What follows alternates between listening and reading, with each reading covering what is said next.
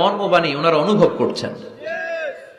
গত বছরের আগের বছর না গত বছর আমি হজে শায়েখ আব্দুর রহমান সুদাইসির পেছনে নামাজ পড়লাম।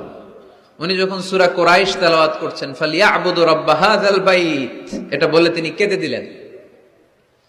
কারণ উনি অর্থ বুঝতে পেরেছেন, আয়াতের অর্থ ফালিয়াবুদু রাব্বা হাযাল বাইত, এই কাবা ঘরের মালিক আল্লাহর ইবাদত করো, এই ঘরের রবের ইবাদত করো। আর ওই ঘরের সামনে দাঁড়িয়ে উনি ইমাম, উনি ওই ঘরের সামনেই দাঁড়ানো আর পড়তেছে এই ঘরের রবের ইবাদত করো। এটা যখন অনুভব করলেন উনি আর নিজেকে ধরে রাখতে পারলেন না, উনি কান্না জুড়ে দিলেন। উনার পেছনে আমরাও কাঁদতে লাগলাম, কারণ ইমাম যেদিকে মুসল্লিও সেদিকে, উনিও কাঁদে আমরাও কাঁদি, কারণ অর্থ বুঝতেছি তো।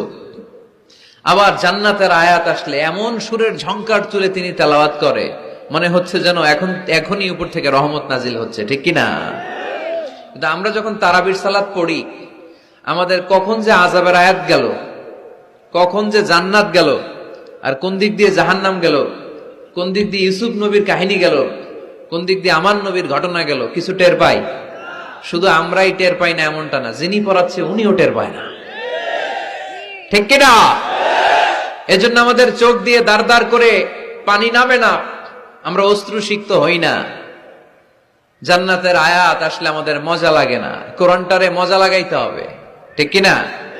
বুঝতে হবে মাতৃভাষায়। স্মার্টফোন ইউজ করেন কারা কারা দেখি? ওরে আল্লাহ, সবাই স্মার্ট তো দেখি, এত স্মার্ট মানুষ এখানে থাকে। তো এই স্মার্টফোনের ভেতরে কিন্তু কোরআনের অ্যাপস ডাউনলোড করা যায়। কোরআনের অ্যাপস ডাউনলোড করবেন, করে আপনি পড়বেন, যা বলার আল্লাহ সব বলে দিয়েছে, নতুন করে আর কিছু বলবে না। বলবে? এই কোরআন শুরু হয়েছে বিসমিল্লাহির রহমানির রহিম দিয়ে, বা দিয়ে, আর শেষ হয়েছে যে সূরা দিয়ে, সূরাটার নাম সূরাতুন নাস। ওই সূরা শেষ আয়াতটি এরকম, মিনাল জিন্নাতি ওয়ান নাস, শেষে সিন। বা আর সিন মিলালে কি হয়?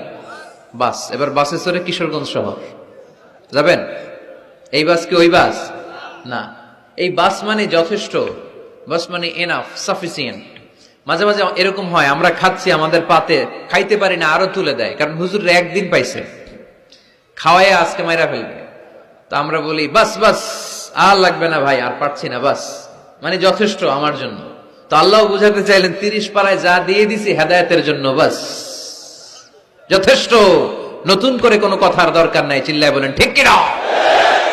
It's a problem solving methodology, it's not a problem creating methodology. কোরআন কখনো প্যাচ লাগায় না, প্যাচ খোলে। এই যে সুতা দিয়ে বাঁধতে গেলে অনেক সময় প্যাচ লেগে যায় না,